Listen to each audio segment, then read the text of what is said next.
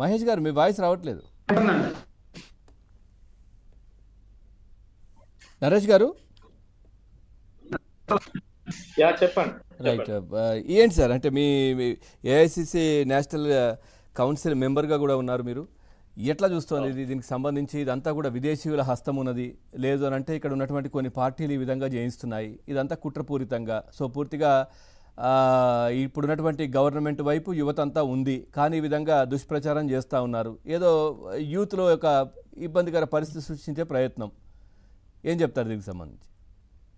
ముందుగా మీ ABN channel కు, అదే విధంగా ఇందులో పాల్గొంటున్న ప్రతి ఒక్కరికి కూడా నమస్కారాలు తెలుపుతూ, ఈరోజు ఇందాక బ్రదర్ మాట్లాడిండు, చాలా అగ్రెసివ్ గా మాట్లాడుతూ ఉన్నాడు. సరే, ఈరోజు బీజేపీ ప్రభుత్వానికి ఎవరైనా ఎగనిస్ట్ గా మాట్లాడితే వాళ్ళు దేశద్రోహులు, ఈ దేశాన్ని పక్క దేశస్తులు. అదే ఈరోజు బీజేపీ కొనసాగిస్తున్న పాలన. నిజంగా ఈరోజు బీజేపీకి కానీ బీజేపీ కోసం మాట్లాడుతున్న వాళ్ళందరూ కూడా ఈరోజు ఈ పార్టీని చూస్తే వాళ్ళు కేవలం సోషల్ మీడియాలలో ఒక 30 సంవత్సరాల యువకుడు ఈరోజు ఈ దేశంలో యువతకు జరుగుతున్న అన్యాయాలపైన, ఈ దేశంలో జరుగుతున్న అన్యాయం పైన ప్రశ్నిస్తే ఎందుకు మీకు భయం అవుతా ఉంది? ఈరోజు క్యాబినెట్ మీటింగ్ పెట్టి స్వయాన ఈ దేశ ప్రధాని ఈరోజు యువత ఏం ఆలోచిస్తా ఉన్నది, మీరంతా ఏం చేస్తా ఉన్నారు అనే ఈ రీల్స్ ఏంది, ఇన్స్టాగ్రామ్ రీల్స్ ఏందని ఆయన మాట్లాడుతున్నాడంటే, ఈ రోజు ఈ యువత, ఈ సోషల్ మీడియా ఎంత ఏ రేంజ్ లా ఈ రోజు ఈ దేశం గురించి మాట్లాడుతున్నారు, ఈ దేశంలో జరుగుతున్న అన్యాయాలను ఇంకెన్ని రోజులు చూడాలని వాళ్ళు గొంతెత్తున్నారని ప్రధానంగా ఈ బీజేపీ దానికి అనుబంధంగా ఉన్న వాళ్ళందరూ కూడా ఆలోచించాలి. ఈరోజు తాను మాట్లాడుతున్న ప్రతి విషయం పైన మీరు ఆ స్పష్టమైన ఒక క్లారిటీ ఇవ్వకుండా, ఇతనేదో పక్క దేశస్తుడు, ఇతడేమో అమెరికాలో, ఈ రోజు అతను ఆమ్ ఆద్మీ పార్టీలో పనిచేస్తా ఉన్నాడు, ఇంకో రకంగా ఇతడు దళితుడు అనే ఒక వాదన కూడా వినిపిస్తా ఉన్నారు. సో ఇవన్నీ కూడా మేమంటున్నది ఏంటంటే, నేను ఒక ఏఐఎస్ఎఫ్ నేషనల్ కౌన్సిల్ మెంబర్ గా అతను మాట్లాడుతున్న మాటలు ఏంటి, అతను ఎవరిని క్వశ్చన్ చేస్తా ఉన్నాడు, ఎవరి కోసం మాట్లాడుతా ఉన్నాడు, అవి ఆలోచించకుండా అతని పర్సనాలిటీ మీద, అతడు పనిచేసిన విధానం, గతంలో చేసిన విధానాన్ని మీద ప్రధానంగా తీసుకొస్తా ఉన్నాడు. ఇందాక చెప్తా ఉన్నారు 12 కోట్ల ఉద్యోగాలు ఇచ్చిండు ఇప్పటి వరకు మోడీ అని. మోడీ ఎప్పుడైతే ఎన్నికల హామీలో సంవత్సరానికి 2 కోట్ల ఉద్యోగాలు ఇస్తా అన్నాడు, ఈ రోజు 11 సంవత్సరాలు అవుతా ఉన్నది. సరే, 12 కోట్లు అవి మీ లెక్కలా లేకపోతే ప్రభుత్వం లెక్కలా ఎవరనేది అది తేల్చాల్సిన బాధ్యత ఈ రోజు ప్రభుత్వాల పైన ఉంది. సో ఇవన్నీ కూడా మాట్లాడకుండా ఈ రోజు యూనివర్సిటీలో చదువుతున్న విద్యార్థులకు నేషనల్ లెవెల్ ఫెలోషిప్ లేవు, రీసెర్చ్లు జరగట్లేదు. బీజేపీ ప్రభుత్వం వచ్చినాక ప్రధానంగా దళితులకు ఫెలోషిప్స్ అనేవి లేకుండా చేస్తా ఉంది. ఈ రోజు ఆర్జీఎన్ఎఫ్ లాంటి ఫెలోషిప్లు ఉండే యూనివర్సిటీలలో విద్యార్థులకు ప్రత్యేకంగా బీజేపీ ప్రభుత్వం వచ్చినాక అవన్నీ తీసేస్తా ఉన్నది. సో ఇవన్నీ ప్రశ్నిస్తా ఉంటే ఈ రోజు కాక్రోచ్లతోనే ఒక చీఫ్ జస్టిస్ పోల్చడం అంటే దాన్ని మీరు సమర్థిస్తా ఉన్నారా?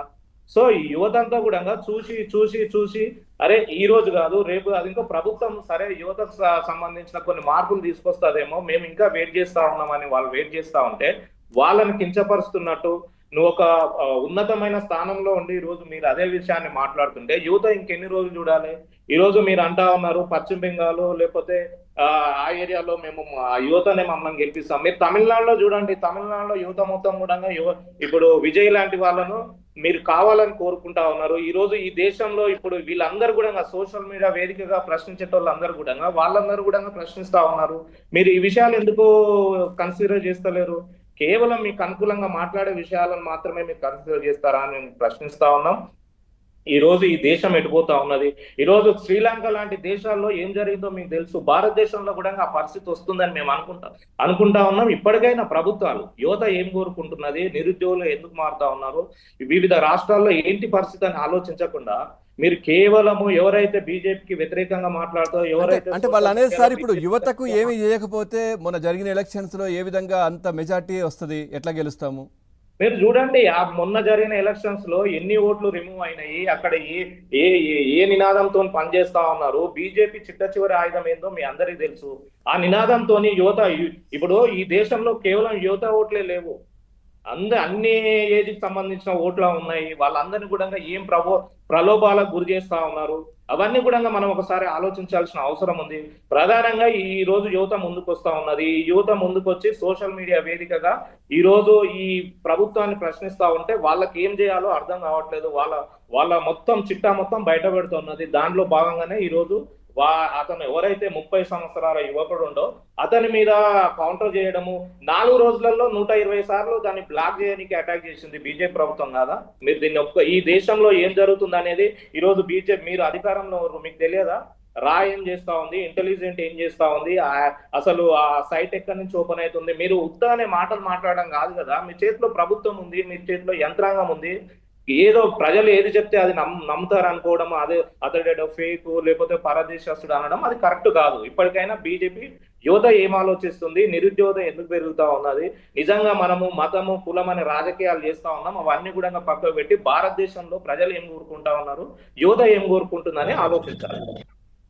మహేష్ గారు నమస్తే.